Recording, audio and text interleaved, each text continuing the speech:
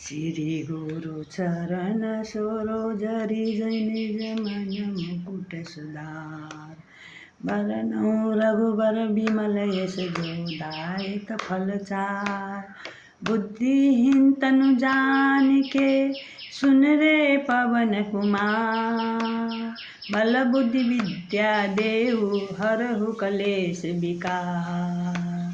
जय हनुमान ज्ञान गुण सागर जय कपीसलो तीनु लोक उजागर। रामदूत अतुलित बल धामा अंजनी पुत्र पवन सुत नामा। नौ से रोग हर सप पीरा जपत निरंतर हनुमान बलबीरा। जय जय जय हनुमान गोसाई कृपा करो गुरुदेव की दाई। जो ये पाठ 7 बार करि धोई सिद्धि साधी होई।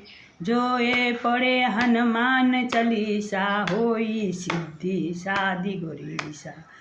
श्री राम जय राम बजरंग बली जय श्री राम।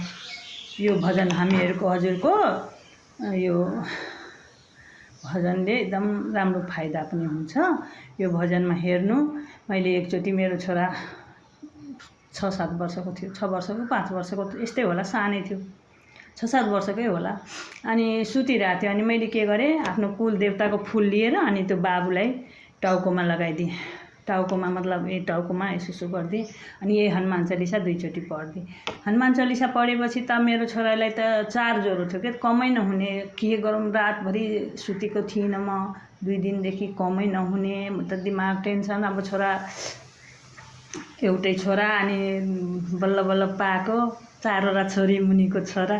अनि के गर्ने, ज्वरो आएछ, एकदम डरले म भुतुक्क भएँ क्या हजुरको। अनि यस्तो गरेर अनि हनुमान चालिसा म सधैँ पढ्ने गर्थेँ क्या। अनि म त यस्तै पढिदिएको। अनि यस्तै 3 चोटि अनि त्यो भेभूतहरू आफ्नो कुलदेवताको ल्याएर यसरी लगाएँ। अनि यसरी भेभूत पढेको त बाबुलाई त नि 4 ज्वरो कि कहाँ गायब भयो कहाँ। पछि अलि ठुलो भएछ। अनि भन्छ मम्मी त खोइ बोक्सी जस्तै रहेछ, मलाई भनेको त म त म बोक्सी। अनि यस्तो गर्नुभएको त मलाई त डरले होस उडिहाल्यो। मम्मीले त के पढ्नुभयो भनेर भनेछ। होइन बाबु, यो त हनुमान चालिसा हो। यो हनुमान चालिसा एकदम राम्रो कुरा हो, हजुरहरू पनि पढ्नु होला। यो हनुमान चालिसा मेरो ससुराले के, मेरो छोरी बाङ्लादेश जाँदै थियो। अनि पुसमा मेरो छोरी गयो यहाँबाट बाङ्लादेश। अनि मेरो छोरीलाई गिफ्टमा हनुमान चालिसाको किताब दिएको मेरो ससुरा बुवाले। त्यो छोरी जहिले पनि सिरानीमा राख्थ्यो। पछि बिहा हुने बेलामा त उसको पर्समा हनुमान चालिसा अनि स्वस्तानीको बुक पनि हेरेँ। मान्छे पैसा राख्छ, गोजी मेकअपको सामान राख्छ। स्वयम्वरको बेलामा मेरो छोरी त त्यस्तो स्वस्तानीको बुक अनि त्यो हनुमान चालिसा राखेको। कति खुसी लाग्छ। छोराछोरीलाई पढाएर मात्रै हुँदैन के, हामीले यो पढाएर त पढायौँ तर हामी आफ्नो व्यवहार सिकाउन सकेनौँ। त्यही भएर सम्पूर्ण आमाहरूलाई बुवालाई यही निवेदन छ, हामीहरू पनि पढ्ने गर्नुभयो भने बच्चाहरू पनि पढ्छ।